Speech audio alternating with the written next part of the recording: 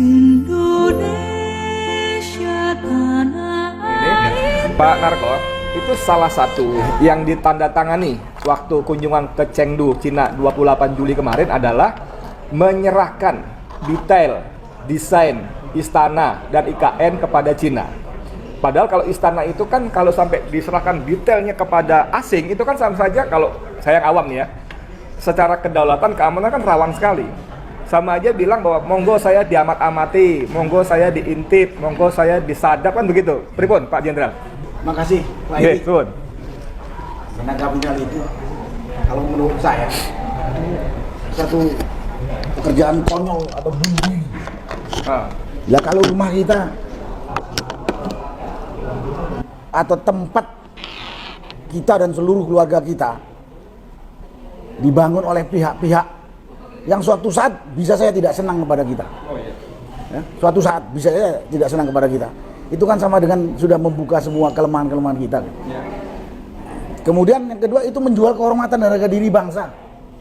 Banyak putra-putra daerah yang punya kemampuan yang diakui oleh dunia internasional. Kita selalu lihat di media-media itu bahwa putra-putra bangsa Indonesia itu mendapatkan award atas reputasi kemampuannya. Ini ngapain kita menyerahkan membangun negeri kita sepenuhnya kepada asing? Yang lebih menyedihkan lagi, membangun kepada hutang.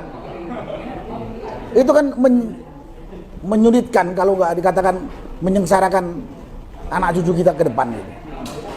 Itulah tanggapan saya.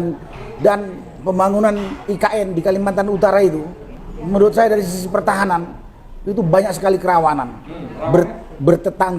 Bertetangga langsung dengan daratan negara asing, dalam hal ini Malaysia.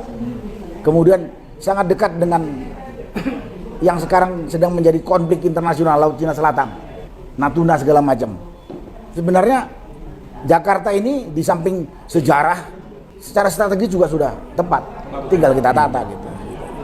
Jadi itu ada pekerjaan konyol kalau nggak bilang ya setuju dengan kata Rocky Gerung dan menjual kehormatan. Menteri Pertahanan, Mas, masa nggak baca soal seperti ini? Nggak tahu saya tuh, bingung saya, nggak kasih komentar saya. Mungkin dia sudah terkesima sama presiden kita itu, kerjanya memuji dan ya dia mengatakan, Menteri Pertahanan mengatakan Jokowi sebagai presiden sudah on the track. Nggak tahu track mana yang diikutin.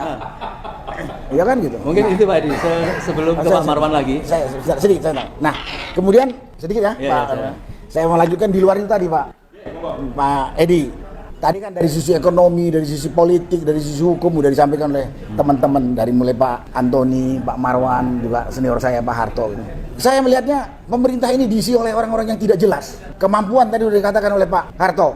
Dia itu lulusan mana sih? Ya. Kemudian lulusan maksudnya fakultas mana sih? Karena pernah pakai gelar Dr. Andes, terakhir sekarang menggunakan gelar akademis institut. Terus ada yang menanyakan di mana dia dapatkan itu ijazah, tidak dijawab, malah yang menanyakan masuk penjara gitu. Bang Menteri. Nah, orang-orang seperti itu jadi pemimpin, kita bisa bayangkan. Saya masih ingat dengan janji-janjinya Jokowi sebelum jadi presiden. Janji itu mungkin 66.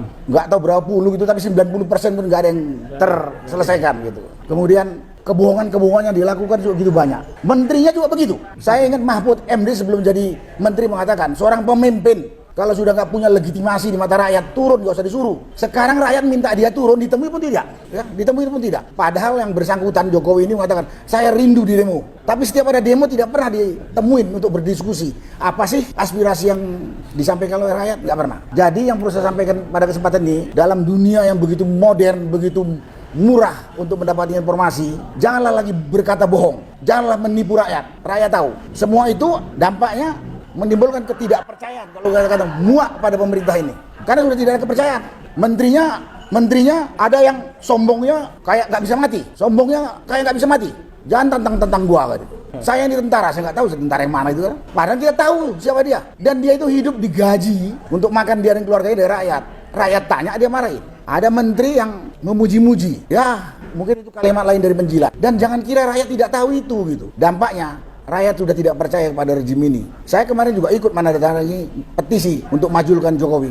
Tapi saya nggak tahu diproses tidak atau dibaca atau tidak itu. Saya tidak tahu. Itu suara rakyat. Sama juga yang disampaikan Rocky Gerung, itu suara rakyat. Karena kejengkelan rakyat, ketidakpercayaan kepada rakyat terhadap pemerintahan ini. Akibat apa? Ketertutupan komunikasi Presiden diajak di demo, diajak diskusi nggak datang. Menteri ngancam kalau ini. Padahal yang milih dan membiayai hidup pengelola negara ini adalah rakyat. Katanya pemegang kekuasaan atau pemegang kedaulatan negara ini rakyat. Tapi rakyat nggak pernah digubris. Apalagi kalau melihat masalah keadilan yang disampaikan tadi oleh senior saya, Legend Soeharto. Dari sisi hukum, politik, ekonomi. Kalau dijelaskan dalam forum ini, 1 hari nggak selesai. Ketidakadilan itu. Dan kasat mata. Dulu saya pernah mengatakan, mungkin pemerintah itu nganggap ini rakyat ini buta, tuli, dan tolol. Enggak, rakyat cukup pinter dan rakyat matanya cukup terang melihat itu. Jadi kalau ada gejolak-gejolak ini, saya hanya berharap temui, ajak diskusi, dan akui kalau salah. Kalau enggak, akan menjadi-jadi di kondisi negeri.